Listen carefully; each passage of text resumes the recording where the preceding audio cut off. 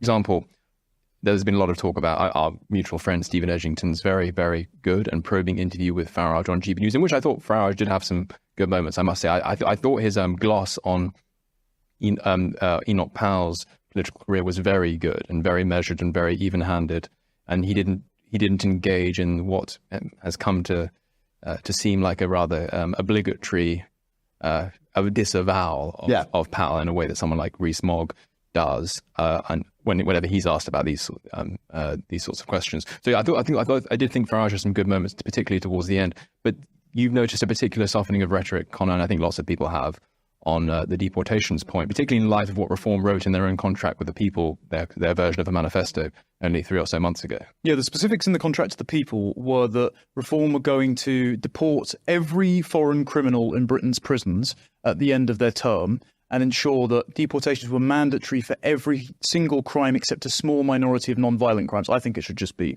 any crime. All crimes, but there we go. It's a start. That means at least the 10,000 foreign criminals which Richard Tice recently asked the Justice Minister, who has just let out a few thousand violent offenders early before the end of their sentence. Tice brought that up in Parliament and said, why are they still in the prisons if we're trying to make prison space? And she said, we will deport them. We know that won't happen because the Labour Party themselves, including Keir Starmer, 150 of them signed a letter to stop all those Jamaican criminals from being deported out of the country. One went on to go and commit murder.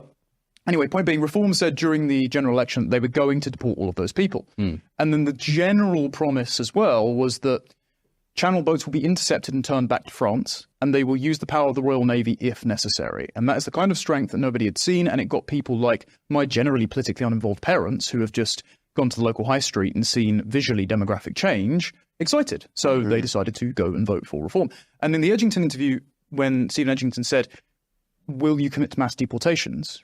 Nigel Farage said, no, it's politically impossible. And he said it's logistically impossible because there are hundreds of thousands to millions of people here. Edgington was citing a Pew Research survey that said, because Blair abolished exit checks in 1998, by 2017, there were 1.2 million illegal visa overstays. Add another 130,000 small boats since 2018, and you've got 1.3 to 1.4 million. And Edgington said, okay, even if it's a political impossibility, because, as Farage said, this is the only thing people will talk about for 20 years if I commit to it, is it at least your ambition to do this? And Nigel said no. And there was a very sharp intake of breath, particularly, I think, among young, very politically engaged men of all our ages, because what that was seen to be was a commitment not to uphold the law. Because the law is if you're an illegal immigrant, you get sent home.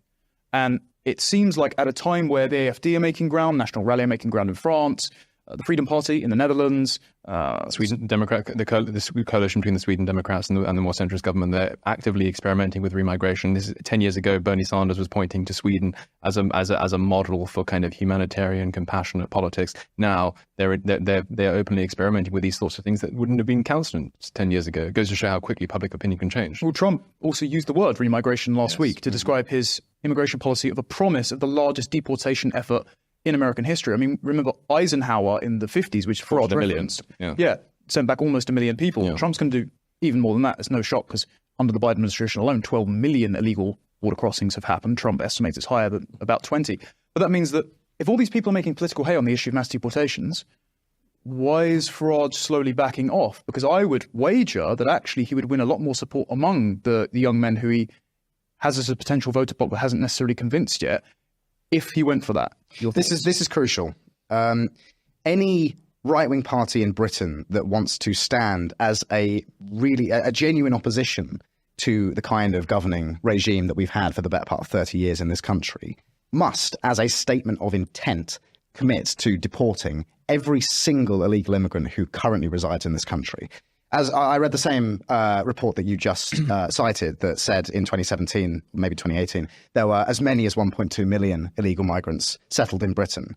And half of those have been here for more than 5 years. Now, I don't care if they've been here for 50 years. I don't care if they have had children here. I don't care if they have a job here.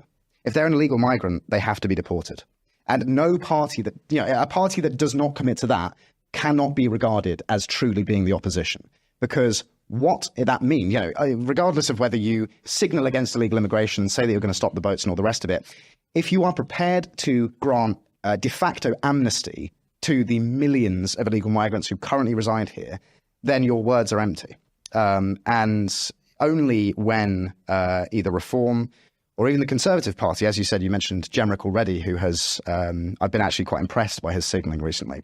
He's a recent convert to the blindingly obvious, but Indeed. I'm glad that he made it there in the end. Only when one of them commit to mass deportations, a robust program of remigration, will we actually have an opposition in this country. And that's a very emphatic point of principle, and it's one that I know that both Connor and I agree with.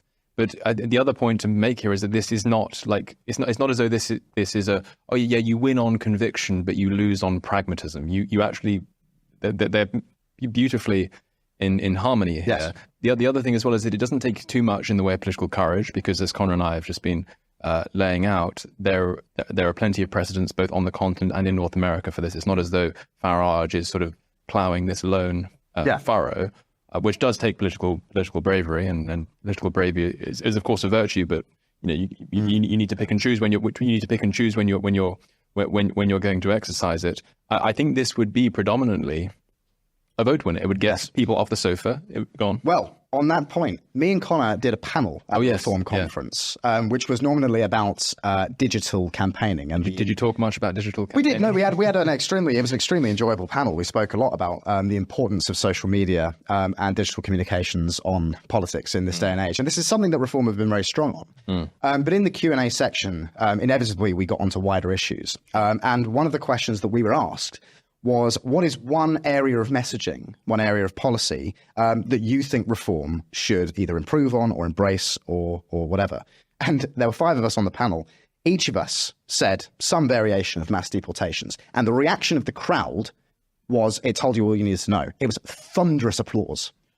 Standing ovations from this crowd at the Reform Conference in the fringe event area, hundreds of people who gave us a thundering ovation for calling for mass deportations. Mixed audience demographics I was about as well. to ask that. Yeah, yes. It skewed younger, obviously, because there are people that watch my show over on the Load Seaters.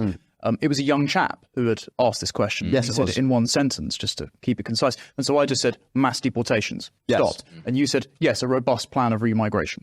And both of them were met with acclaim. And I think to use 2 brief examples on this, from both the progressive left, who are clearly just trying to use overtures to migration to make political hay.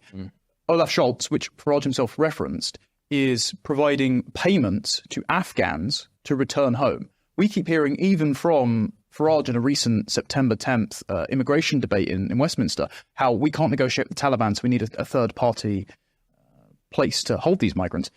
Actually, lots of these so-called asylum seekers from Afghanistan are going back to Afghanistan on holiday. And so you can actually send them back there, and progressive parties are doing so. But also the other example is as well, Donald Trump yesterday coming out and saying, if countries will not repatriate their criminal foreign expats, we will leverage sanctions, visa and economic relations on them to ensure that they do.